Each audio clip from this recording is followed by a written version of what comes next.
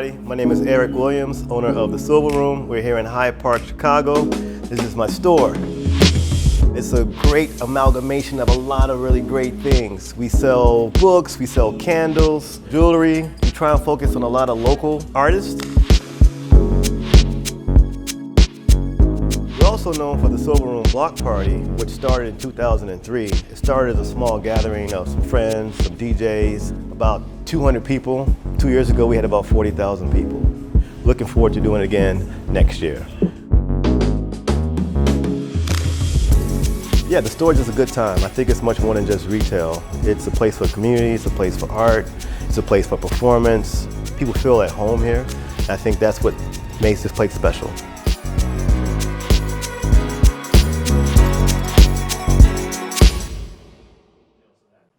And that's kind of how this started, because Burley and I have been friends for quite some time, and we always talk about anything that's happening and like what's going on in the world, our industry, and this and that. And we're realizing like people don't really talk to one another like truly anymore. And so and we like vent to each other for sometimes, but then we also talk about what's happening. We're like, more people need to talk, and it'd be cool to have people that are in our profession or some other cool profession, to talk about their experience, how they see things. And I think the more people can just like share like views and ideas, or just see that, everyone is trying hard. Exactly. There needs to be more of a togetherness at this point. You think about all the division, and most of it is because there's no conversations being had, and folks don't listen. They don't listen. That's true.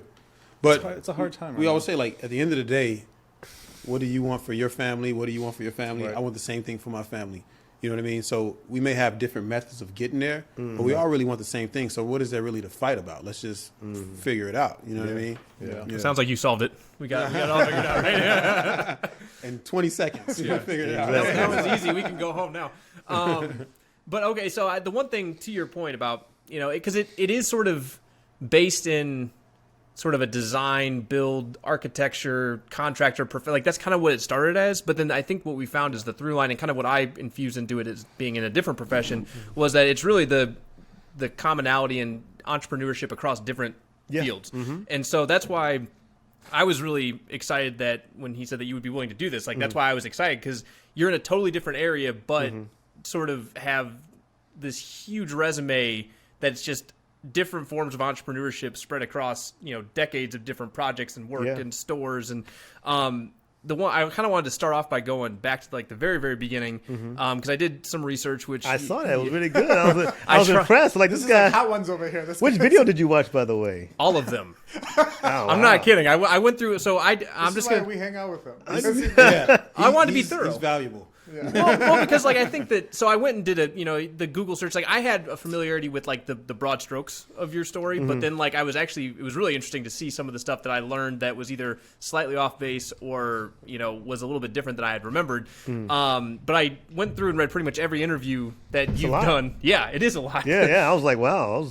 Well, I would say something to you. You actually asked some of the best, most thoughtful questions of any interview I've ever done. Well, I'm glad to hear that.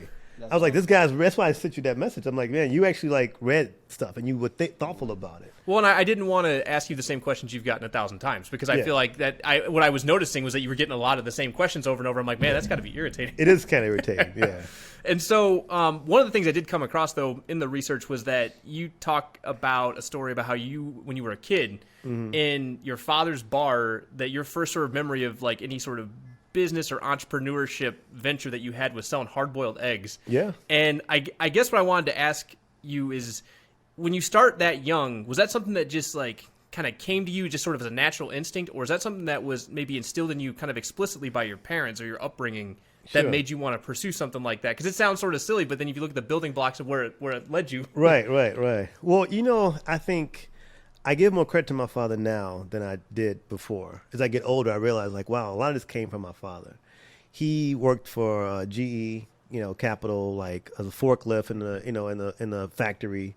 I'll never forget this. The thing that actually made me want to be an entrepreneur is my father worked for this company for 30 years, right?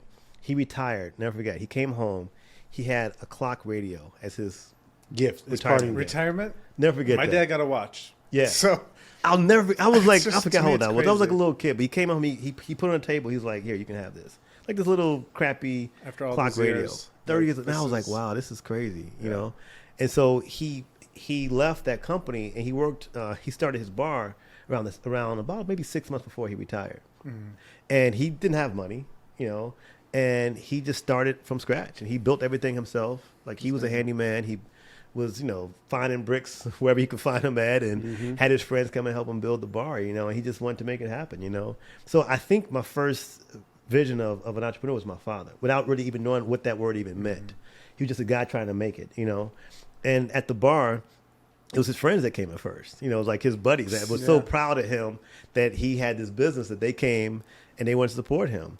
And I think me just being down there and just kind of seeing, you know, his friends and the music, I wanted to be a part of that. And I don't know how the whole egg thing came up, man. I don't remember. I don't know how that happened, but I think his friend, I think what it was is his friend liked to eat boiled eggs at the bar. And he would have eggs at the bar and he would drink a beer and have boiled eggs. That's the craziest thing because there's a bar, Richard's Bar, I think, that sells eggs too. Yeah. And I've never seen that before. And people are like, no, it's a thing here. It's a thing, I was yeah. like, whoa, okay. And So so on the Grand. Yeah, Richard's on Grand.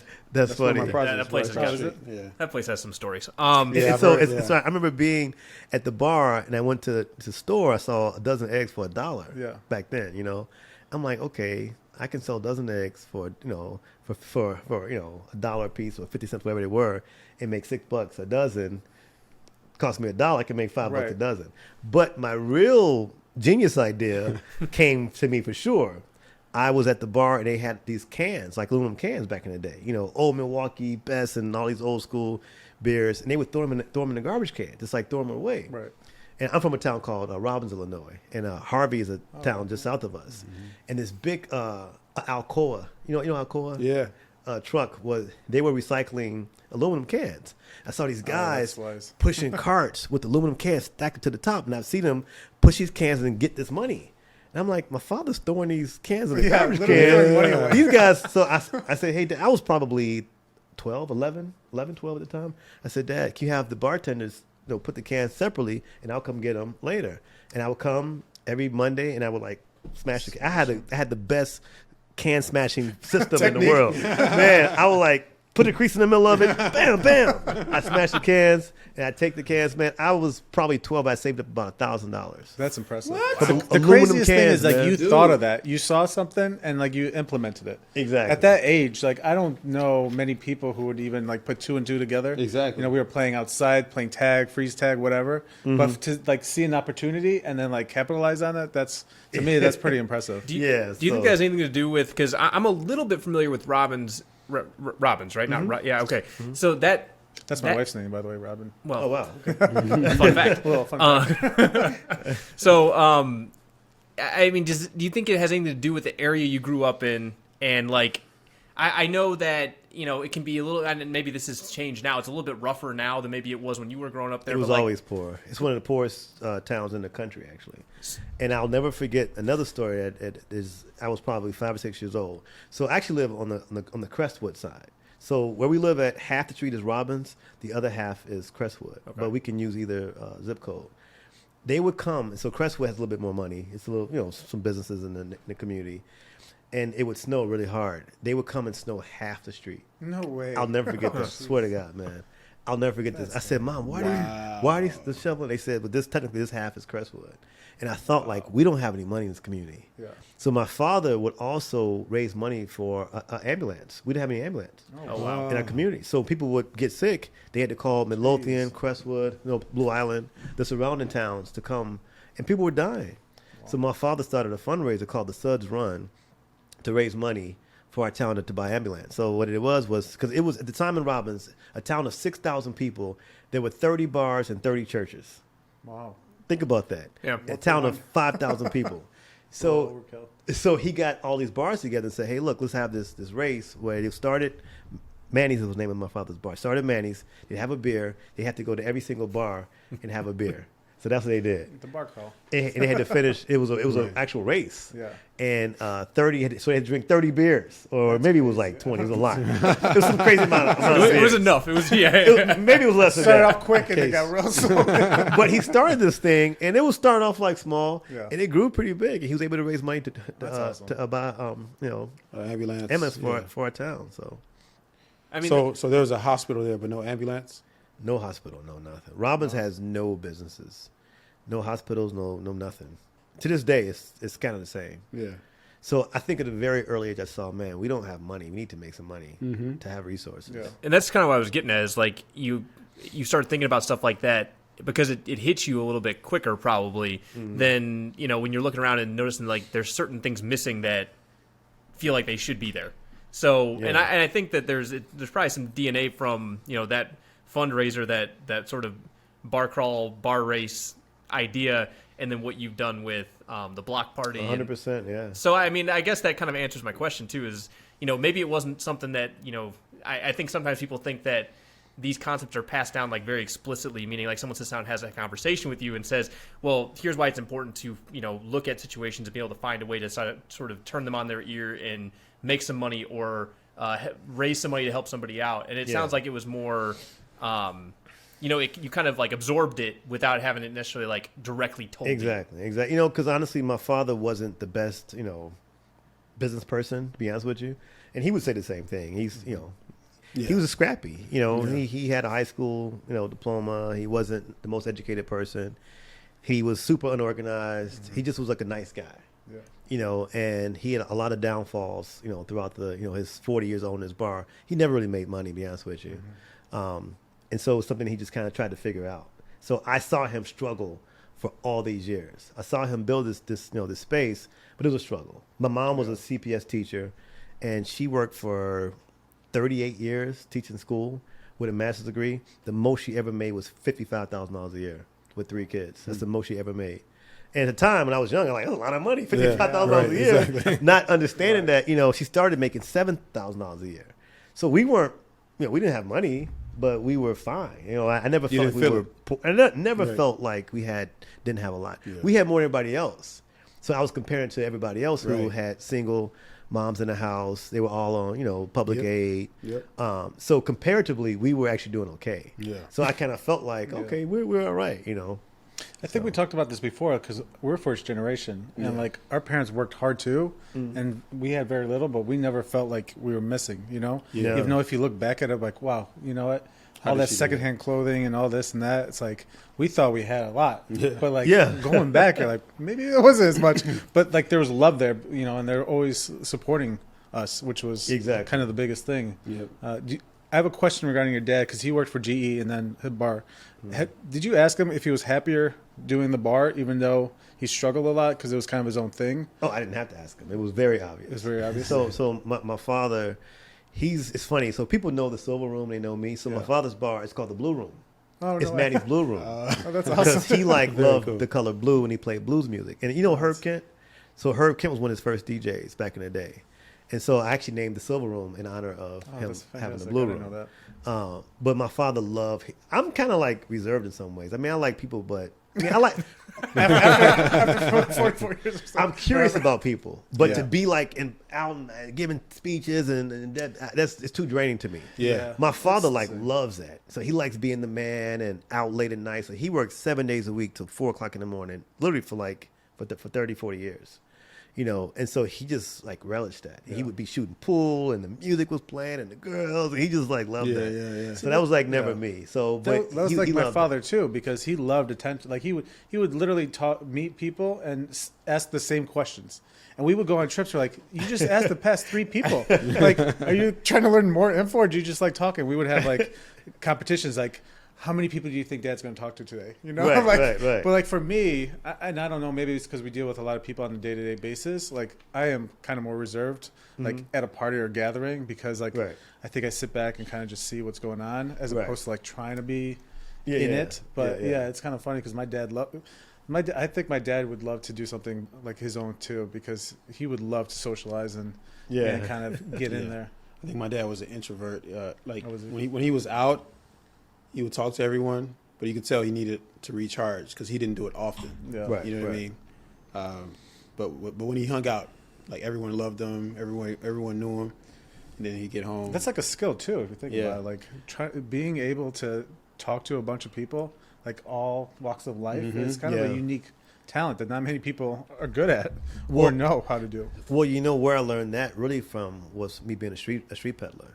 Okay. So that's where I learned that from. Because being on the street, I mean, I was literally selling T-shirts on the corner. Yeah. You know, Rush Street, Chicago Avenue, on the train. So when you're doing that, everyone walks past you. So it would be millionaires. It would be homeless folks. Yeah. It'd be West Siders. It'd be suburbanites. It'd be tourists. I mean, Yeah. so you have to like identify somebody. And I got to a point I could look at somebody and kinda tell know right how to away. I approach could them? kind of read them, you know. Yeah. Like this kind of music, you know, I could kind of tell, you know, and that was a skill that I That's learned skills. over years. I mean, So you approach them a certain way too? Like if you read them, like, okay, if I approach them this way or this way, you know? for sure. Yeah. And also my background is in finance and I had a lot of sales classes. Yeah. So can you mirror a person? All of the basic things you learn in sales classes, Yeah. you take that plus me being a street vendor for 10 years, I can sell shit. Yeah. That's awesome. You know, I learned how to Absolutely. sell, you know, That's awesome. pretty good. I'm Yeah. a pretty good salesperson, you know. And actually, I enjoy it. It's not like it's phony. I actually enjoy it. I love people. I'm curious about people. I don't love being the center of attention, but I'm curious about people's stories. Yeah.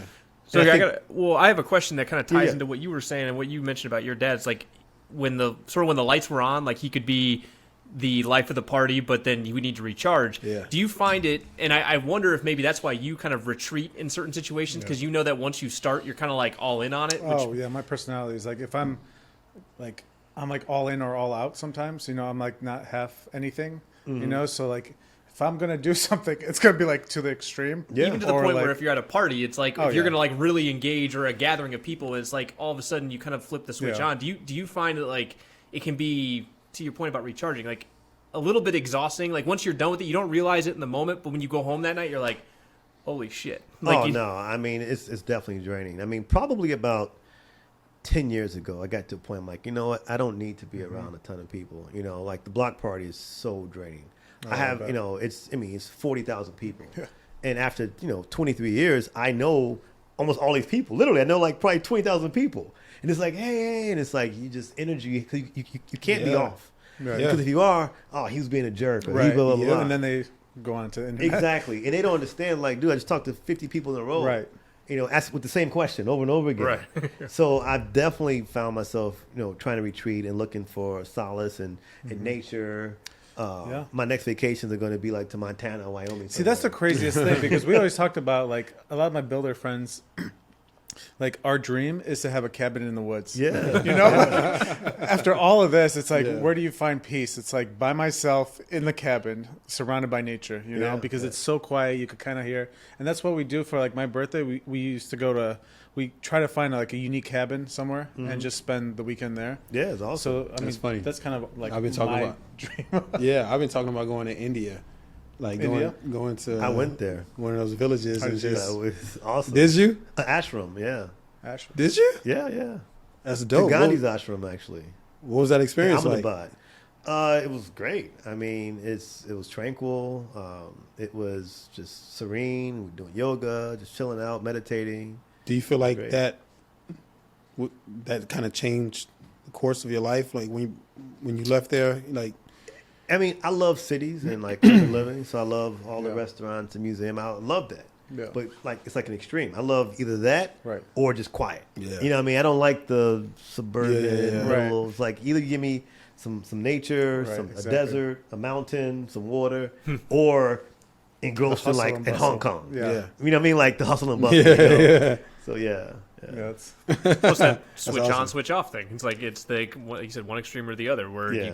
and that's you're either all in or you're all out. I mean, So when you're in that cabin, I you're don't all know, out. because I think a lot of business people too are like that, like because they're so passionate, you know, like when they do something, they fully engage in it. Like Yeah. it's, the people I know who started businesses, like when they're doing something, they're like so fully engaged, and then like if they're not interested in something or they like don't want to do it, like they'll just not do it, you know. Exactly. Right. I don't know many people who are like in and out, like Between. half. Yeah. Like all my buddies are like, no, I'm going to do this. I'm 100%, and then like that's it. Yeah. So I think it's like the mindset of a business owner. It's like, okay, you have to approach something with like all your might. And What about your friends that are not business owners though?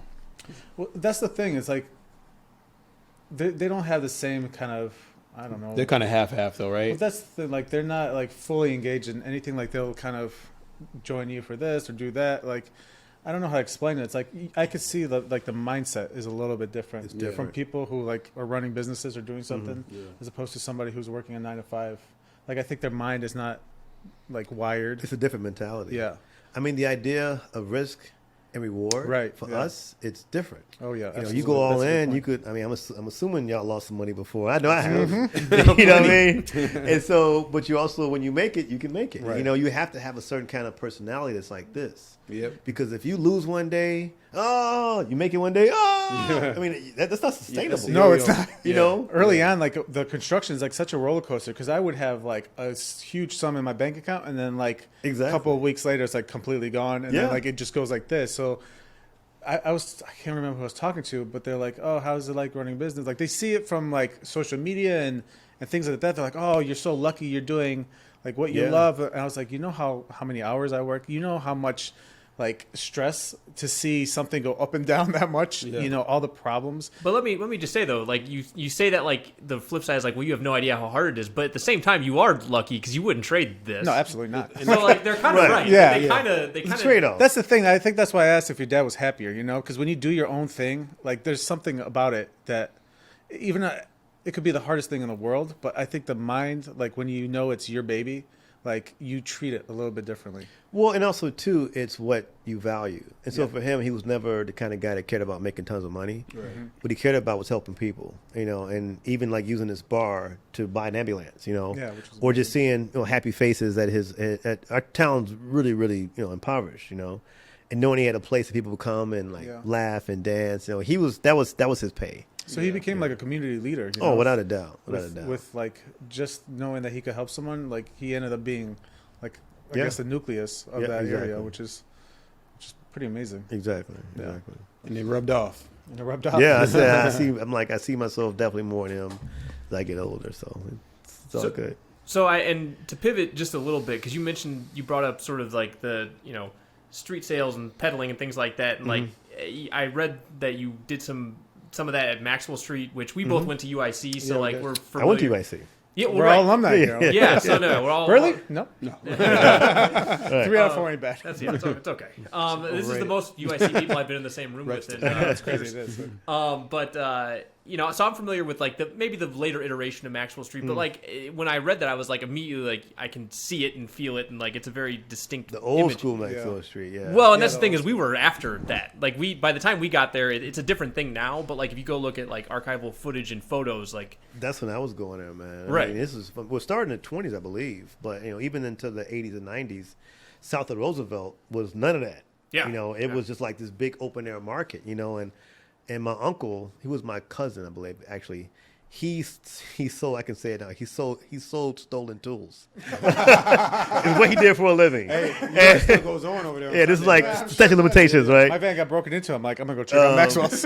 And he's like this cool guy, and I would go down there and he would have all these like saws and like like DeWalt drills, and he was just like this cool guy. Everyone went to him to go buy tools. Is that how you got your tools? I'm not a handyman, which is why I had to hire you, because I'm doing it myself. I'm cheap, man. I'm doing it myself. But but he would have like a pocket full of money. He just had all this money. I'm like, this guy's making all this money from selling tools. And then you had people selling Maxwell Street they sold everything, pornography and jewelry. We're talking about remote and- controls for the cable box. They would have to sell that stuff. so Like, you know what I mean? everything. Yeah. Then the old school Max, it was huge. And I just love the energy of that market. And so when I was at UIC, I was studying finance because my idea was actually to become a stockbroker to make a lot of money to open up a nightclub. Like that was literally my dream. Because growing up in the 80s with Frankie Knuckles, and I started DJing in the early 80s. I was all into house music, man. It was like my life. And hip hop was, this is all like burgeoning music at the time. Yeah. This is all new. House head. Hip hop, house music. I just wanted to DJ and I wanted to open up a nightclub. So I'm like, okay, I'm going to be a stockbroker for a little bit, make a little bit of money and find a space. And I did it for about a year and I quit. And I could not stand it. It was such a and I remember the day I quit. It was like the first nice day of the year. Yeah. Like the day in like maybe April, maybe May, where it's like, 85 degrees or 80 degrees and sunny. You know, and ask my manager, can I leave out, you know, to take a break, just to go outside and just like, you know, just take a break for 10, 15 minutes. Yeah. He's like, no, you know, on the phones. Because back then we were cold calling at the time. all the phones. This is like no internet. We like calling, hey, Mr. Bertley, how you doing? I hear you work for blah, blah, blah. We got this great stock you can buy, blah, blah. So I'm doing this all day long. It sucked, you know. And then he wouldn't give me a break. You was developing your chops, your sales Exactly, chops. exactly. And I said, you know what? I can't do this. A job, I can't go outside and see the sun. Yeah. I'm like, this is crazy. I said, I will never work for anybody ever again. I know it sounds like a cliche, but I said that I was 22. Wow. And I've been self-employed since, and I quit the job. You know. Well, so. but you were planning to be self-employed. Just it was a means to an end to become self-employed anyway. Which is that was my ultimate question. Is you weren't really going into it thinking, oh, I'm going to love this. You're like, this is a way for me to sort of build up my war chest. Exactly. To do what I really wanted to do. Exactly. But I actually liked to be a street vendor much better. I was selling at Cubs games. This is back in the day. This is like Ryan Sandberg, Rick Sutcliffe. So I met all these players at the Cubs game selling out, you know, in the bleachers. Right. Selling sunglasses and all kind of stuff, you know. So I actually enjoyed, honestly, being a street peddler. And I did it, so I'm like, I'll do this for 1 or 2 years. It was 10 years. Wow. I was on the streets, man. I mean, traveling around the country. Yeah. You know, just, you know, in my car, in my van. I mean, I got so many stories to tell you about that. And but did you do like, so I mean, what are the economics of that? I mean, you must have done pretty well. I mean, you got to be pretty good at it to do well, but like you did it long enough, so I'm assuming you had to have made some pretty good money. Well, I mean, I had my ups and downs. I mean, when I was in college, I said, okay, if I can make $100 a day, I'm good. Now, mind you, this is 1990. So $100 a day in 1990 was a lot of money, you know, and I was 20 years old. Shit, you know, I was doing great, you know. And I'll never forget. No responsibilities. Yeah, I didn't have any bills, you know. And I was on the corner of Chicago Avenue and Rush. And I was out there every day. I had a table set up. I was selling Bart Simpson T-shirts. When the Bulls started winning championships, I was selling all this like bootleg Bull stuff. I was killing it then. I'm making a killing. Yeah. And people would laugh at me. Like, you know, people walk past, oh, street vendor, blah, blah. Yeah. Never forget this. One business guy walked past, and he was like, you out here every day? I'm like, yeah. He goes, you might be asking, what do those shirts cost? It costs about $3 wholesale for these T-shirts. He goes, you sell them for $10. He was like, you can sell, what, 3, 4, 5 an hour? I'm like, yeah. He goes, okay, you're making $20 an hour? At the time, minimum wage was $3.35 an hour at the time. Whoa. $3.35. If y'all don't remember that, that's what I was making at my job before that was Taco Bell. He's like, you're making $20 an hour. This is in 1990. I'm like, yeah. He goes, keep it up, you know. I'll never forget that. But he was the business guy that actually saw what I was doing. Thought about it. Exactly. He saw what I was doing. Product, you sell know, it for this. You could do this. and I was working 5 hours a day. You know, I'd make $100. Shit, I was good. 5 hours a day? Yeah. Oh, that's beautiful. Over here, we're working 16 hours. You know, 4-hour days. but what happened is, you know, like the Bulls would you know sell, and I would make several $1,000s selling T-shirts. But then winter would come, and I couldn't make any money. So it was like this up and down. I had to save money. Then winter would come. I sell for Christmas. I make money. Valentine's Day, and then after a while, like, man, I can't do this forever. So I figured I'd open up a store. So that I mean, there was in that you were able to open up the store using everything you had made. I mean, you were successful enough doing that then you could transition to having a storefront with that became the Silver Room eventually, right? Yeah, but I didn't have a lot of money, honestly. So it's a funny story, which I never told. I don't know if I told the story or not. So I went to the Million Man March. I don't know if you know what the Million Man March is. Yeah. So I went there, and my father wanted me to go with him, and he's like, "You can come with me, but you can't sell." And all my friends were selling T-shirts. I'm like, dude, we about to make a lot of money. A million people here, right. Shit, you know. He's like, let's just go and enjoy it and like just hang out. I'm like, all right. And my father's not that kind of person. Yeah. So when I'm going, and we got there, I had a friend of mine. This dude had he probably had 4,000 shirts. He sold all of them. Jeez. Yeah, 4,000 shirts at like, you know, $10, $15 a piece, you know, in one day. And I'm like, Dad, I could have made all this money. So the next year they had the Million Woman March in Philadelphia. I'm like, man, I'm going to make some money at this march. Yeah. So me and my friend, I bought a printer at the time. We had a 4-color printer. We printing up shirts, man, all night long. We print up shirts. We started like 8 o'clock in the morning. Yeah. The event was like 2 days later. We printed all night long. We got 3 hours of sleep. We printed up I forgot. We had like several hundred shirts. We get in the car. We're driving to Philly. And now we like falling asleep. Because we had been printing for like 20 hours straight. Exactly. And we get to Indiana, we switch over, we get to Ohio. You know, in Indiana, Ohio is a long, you know. Then now we get to Pennsylvania, and I'm like, dude, I'm tired. We pull over, we fall asleep. Do you miss the march? We Oh, wake up, man. We still like 3-4 hours away from Philly. Yeah. We drive there. We get to the end of the march. It starts pouring down raining. Then we start taking these shirts out. They hadn't been cured properly. All the ink is Starts like leaking. Oh man. So I lost like $5,000, which was like that was my savings at the time. And so the plan was to make all this money, go to New York, because at the time I was buying bootleg That's a beautiful lesson, clothes though. Yeah, oh from my Canal Street and Broadway. I you was were? buying like bootleg jeans and like sunglasses and watches from Canal Street. Yeah, I was yeah. buying it for $7, selling for $30 back here, $30, Yeah. $40, and I had no money. clever. So that's how. I came back. I started the store with like, I think I started with $3,000, like the whole store. I'm talking like my first month's That's rent, nuts. everything. But that's in Wicker Park back in the early '90s, and I read, and this isn't on my list of questions, and this is something you kind of get a lot because the move eventually from Wicker Park to Hyde Park, and that neighborhood changed. Wicker Changed Park, big time. yeah, and well, even when. So by the time I got to UIC, it's funny. Like I wasn't a city person. Like I came from basically the suburbs, but like downstate. So Chicago was a little more foreign to me than maybe somebody who's out from like Naperville or whatever. Yeah. So you come up here and all of a sudden people start talking about neighborhoods you gotta go visit and places you gotta go see. And I got these really wildly conflicting opinions on Wicker Park because people were like, older people would be like, oh, Wicker Park used to be kind of rough. And then the newer people are like, no, it's really cool now. It's all good. Well, And those both are true. well, right. And it's like, there was some truth to everything, but it had changed kind of rapidly. And you were there for that rapid Yeah. I mean, so like what, and I gotta believe that kind of reading between the lines and some of the things that you've said about why you moved it to Hyde Park, moved the Silver Room to Hyde Park, out of Wicker Park. I gotta believe that you kind of looked at this and said, okay, this isn't really my place anymore. Like the energy is totally different You're now. 100% right. Yeah, so I actually moved to Wicker Park in the early 90s. The store opened up in 97. So I started going to Wicker Park in probably 91.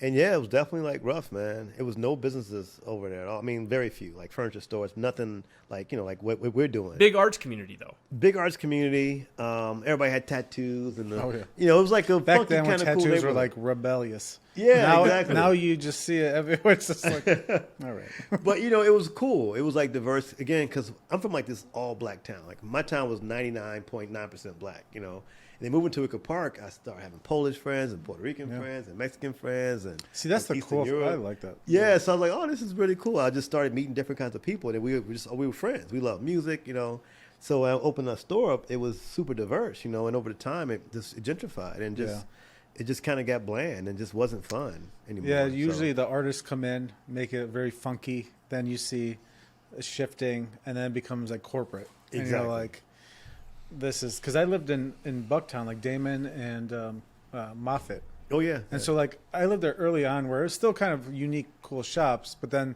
like, it happened so fast where it was like you have all these corporate chains now all along Damon. Yeah. And, like, you could just see it. And, like, it became, like, lifeless in a way. You're like, man, I came here because there's very unique, Walking like, Dead. yeah, it was, like, very unique stores where you could walk in and, you learn something new or do something different. And then it became, like, I walked down the street. I was like, man, this is, like, every high-end brand now at this point. And I'm like, Yeah. I don't like it. Well, actually, it's funny. Towards the end, I felt like it was a zoo. And what I mean by that, I felt like I was like a zoo animal. Yeah. That you had people coming to the zoo to look at look the at all animals. This is really cool, blah, blah. And like they would leave. So it's like, for me, like with a community, you come and you're a part of the community. Yeah. Business owners, the patrons, everybody. Like you give something to the community. Right. There was like, they would come into, because it was cool. And they were part of this cool Yeah. community, but like they were not cool at all. Right. So it's like, Right. don't you realize that you being here is not helping this thing? Right, yeah. But they didn't even see that. I remember there's so many stories towards it. I'm like, I was ready to go.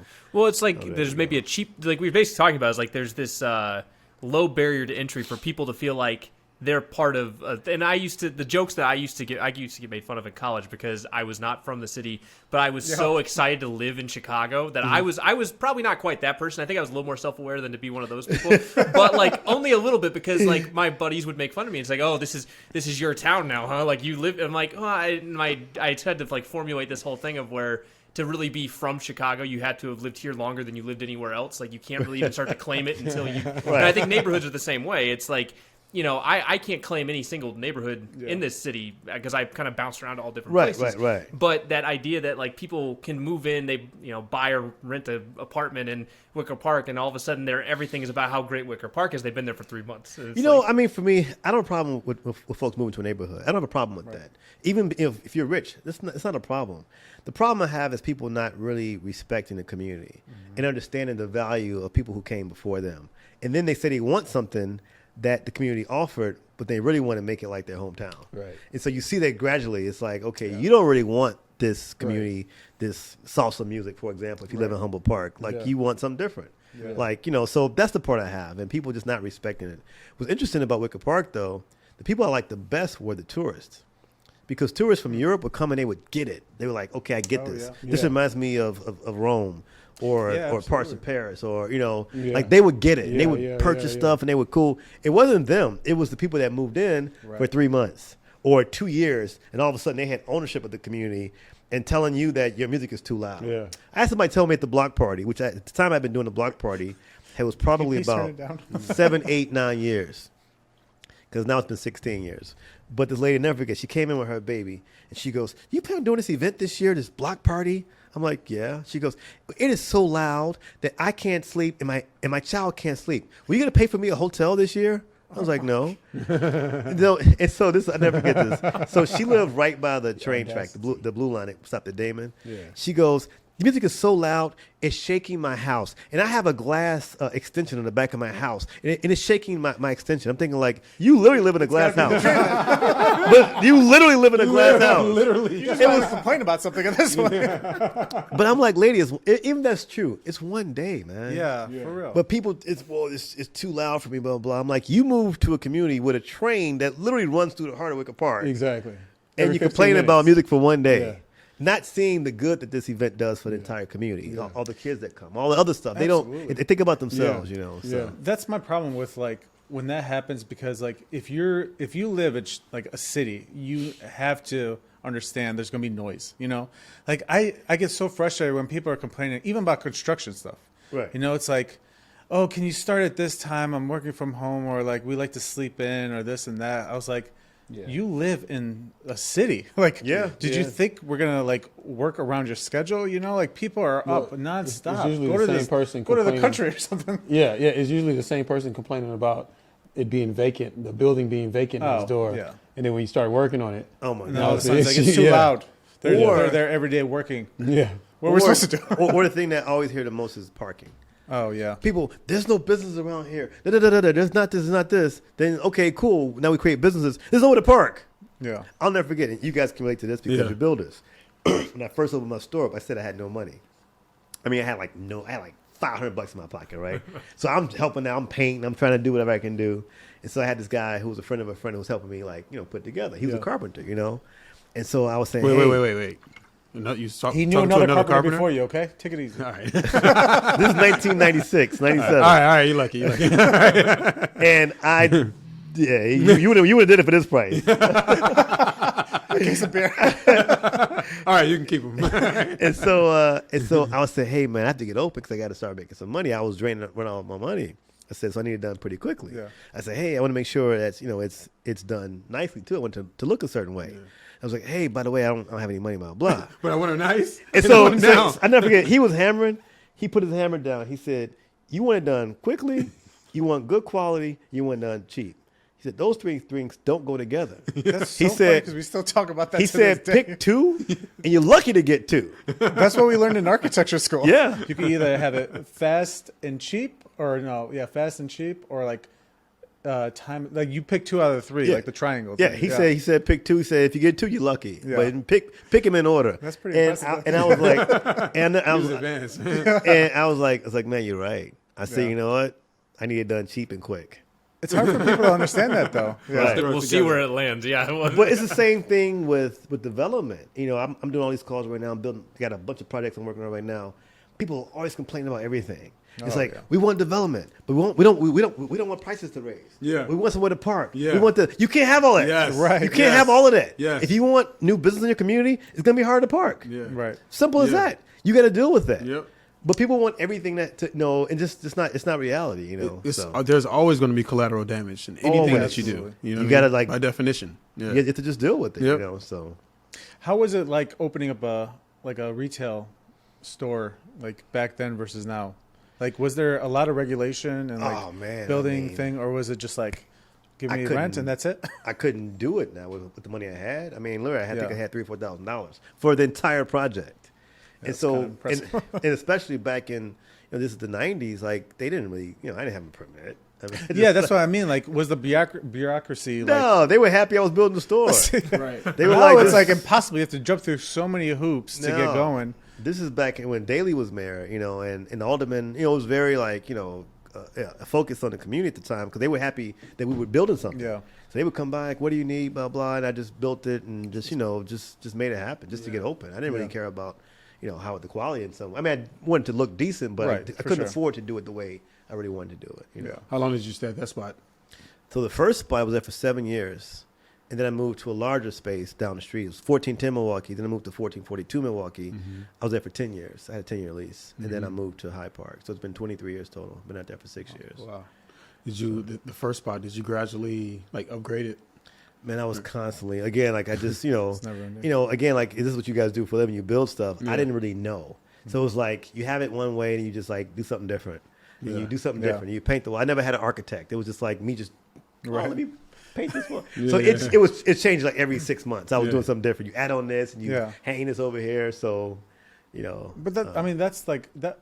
That's what tells stories. You look at some of these, like we have a project in Pilsen. You could kind of drive and you could tell that when like a couple of spots are like very passionate projects because the way they've like created their space or like it's definitely there's no architect involved. No. You know what I mean? It's like this is someone's like creative brain just kind of piecing things as he goes. Yeah. And like those to me are the most fascinating stuff because my mom used to work for American Airlines. I mean, she still does, but I get to travel fairly cheaply. So I'd go to like Buenos Aires, Rome. But like I used to just travel like quite a bit when I was in college because I could. I was lucky enough to do that.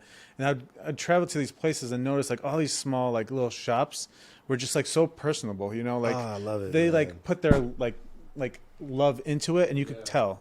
So to me those were like the fascinating shops and you kind of come back to Chicago and you realize like everything is like so done cookie cutter. Yeah, it's so different. But then when you see like you walk by and you see like something you would never see, you're like, oh my gosh, I need to ask this guy like about him. Like how did you or girl, like how did you come about this project? Like and they would tell you like, oh yeah, I opened this up throughout the years and I would just kind of add things as I go. And I'm like, see, that's like the beauty of business. Like to me, it's like that's what I like to see. Yeah. And then that's why I left Bucktown and stuff because like after a while I realized like I'm just not I don't even feel comfortable anymore. Like for me, I don't see those passionate individuals like working hard. Now it's become like very corporate. Yeah. And like that's just not like I went into building because like I love seeing projects like come about. You have a passionate individual. There's like you go through these steps and then you get to see the end product and you see people get to enjoy it. Exactly. And that's like where I became went from architecture to construction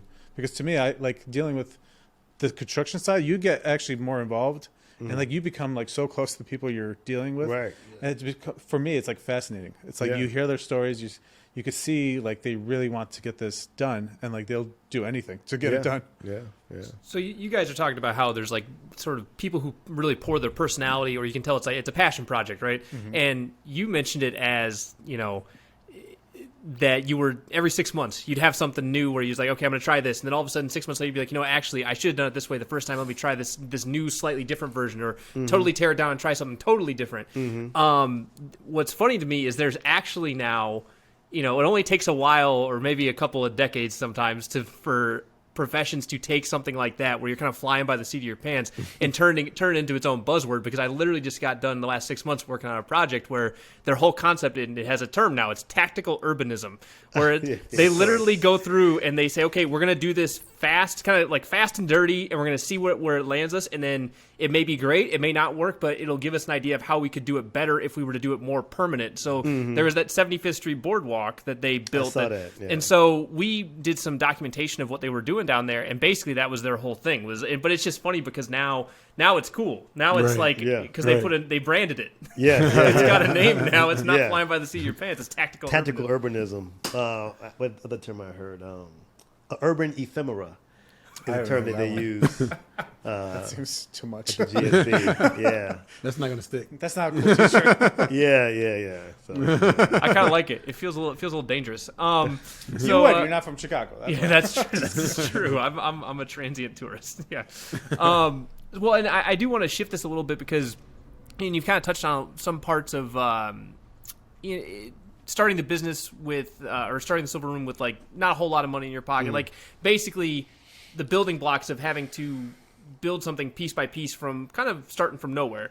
And I've watched an interview where you talked about how it's important to start small or be content with excelling at a small scale before moving up and trying to tackle something bigger. Like, don't try to get too big too fast. That's the smartest thing you can do. Yeah. Well, but sure. the way I want to angle this question, because I'm sure you've gotten people, that's all fine and good, but like when people are thinking about scaling a business, because there's also the other side of that conversation where someone says, "Oh, well, if you don't ever scale or think bigger, you're gonna cap out. You're gonna hit your ceiling, and that's gonna be it." And that's personally speaking, that's where the issue I run into is that I have some, maybe I would call them trust issues with like hiring out to other people, because I don't feel like other people are going to care about the project or the client as much as I would, and that bothers me, and it makes it feel like it's a very treacherous thing. So what do you say, knowing that, what if someone's already excelling at a small scale? What do you say to them, or what advice could you provide from your experience that says, how do you get from that small scale to like kind of start taking those steps to some of the bigger stuff? Sure. Well, the first thing I would say is like, what do you want to do? Like, what's important to you? Is it important to have, 1,000 stores, or is it important to have one store? Like, so to you, like not financially, just what's important to you, One of the guys that got me into street vending, his name was John, a good friend of mine to this day. He had a place called Sun King Optical, which he was a street vendor. He was on the corner with me selling sunglasses, these cheap sunglasses, like those rubber sunglasses. And he opened up one store, then another one. He had one in Evanston. He had one in Armitage. He sold it to Sun. What do you call it? Sun Hut? What do you call it? Sunglass Hut. Sunglass Hut. Yeah. He went up selling to them for like $1 million something, whatever. No, but I remember him having the one store. He was such a nice guy. He loved it. He knew all his customers. One store and 2 stores, 3 stores, he hated it. Yeah. And he told me, he said, either you have one store or have 1,000 stores. Like that in between is too much. So either you do this one thing and be okay doing that, or you're trying to scale it to sell it to make a ton of money. Right. But everything in between is horror. And I'll never forget that. I was like, I think he's kind of right. I think he's kind of right. So we think about scaling, like for what reason? Is it for financial reasons, or is it for impact? Because I hear it all the time. You should have 10 stores. I'm like, yeah, I think I can have an impact with one store. I'm not saying I would never have more than one store, because I might at one point, but I think it really comes down to why you're trying to scale. And is it to do it just because people say you should do it? Right. And the other part I was talking about earlier, to most people who I was talking about, really people who are small business owners. I hear this all the time. People say, I don't have enough money to start. Retail, be it jewelry, whatever it is, I don't have enough money. And I get that for sure, because I didn't have enough money. But my answer is, I never had enough money to do anything I've ever done in my life. Right. I didn't. Yeah, you just got to do it. The real amount of money I needed, like the budget, I never thought that way. I'm like, you know what? This would probably cost me $100,000. I got 30. I'll make a store for $30,000 then. Yeah. And I'll figure out how to make money to get to the 100,000. Yeah. And that's why it's constantly evolving. But if I say I have to get to this to make it, I'll never do it. I think people are very scared and they're hesitant because they don't want to start small. Right. So their point is like, just start small. Start with one pair of sunglasses. Sell it one pair of sunglasses, then you have 2. Sell it 2, you make 4. And the other thing I realized too, your customers notice that. I remember I was in Wicker Park for 17 years. They would be like, oh man, you've expanded. Yep. You've grown. You added on these watches you didn't have. And they are part of that journey with you. Yeah. So it's not like, you started like here. People are like, oh, okay, you start here. That means you have money already. They don't feel like this is part of them. Right. They see you grow. They feel like, oh, I'm part of your growth too. Yeah. So I would argue it's almost a better way to do it unless you have the money. And again, for sure. And for me, I never had that kind of money to do it. So I think for me, it's more meaningful that way. Yeah. I mean, I think that's the smartest way to approach it, you know, because I used all the savings I had when I started my thing. Like, I ended up just doing the same thing every day. So my roommate, when I was living in Bucktown, had no idea I started a company. Like, I didn't tell anyone for 6 months because if I failed, then I'll figure something out. But I didn't want to be like, hey, I started a business, and then all of a sudden it goes under. Right. So like, I did the same thing every day. He had no idea. My parents didn't even know. Oh, wow. So like, after I got a project, another project, I finally sat down with my parents. They're like, oh, how's work? I was like, oh, by the way, I quit. And they're like, wait, what? I was like, yeah, it was 6 months ago. Right, So they're like, right, what are you right. doing now? I was like, I started a company. They're like, with what? Like, how? With what money? I literally depleted everything I had. It was my savings, even my retirement, like through working 9 to 5. Yeah. Everything was emptied. Oh, yeah. My parents were like, why would you do that? You know, you have to keep your retirement. I was like, I had to. You know, I was like, Yeah. that was all I had. Yeah. And like, I didn't pay myself for the longest time. And like, it ended up working. But at the beginning, I think I was very naive. And I think that was probably to my benefit, because had I known what I was going to go through, Right. I maybe would have second guessed Exactly. everything Yeah. that I was doing. Yeah. Because like, I put in so many hours. I had no money. Like, I was just doing things like people didn't realize it because I still did everything the same every day. But like, in my mind, I was like, man, what the hell is going on? And so like, after a while, I was like, okay, things are picking up. But like, in my head, I think a good, like, for entrepreneurs and business owners, I think when they start, they're maybe like young, scrappy people are very naive. Yeah. Like, they think they're going to do it no matter what, you know? Because whenever I had bad moments, I was like, I'm going to get out of this. Like, Yeah. if I have to work harder, if I have to like not pay myself, I'll still do it. A lot of people are like, I don't know, like, now that I tell people like what I went through and stuff, like all the stresses and this and that, they're like, how did you manage? Like, I couldn't deal with that man. stress.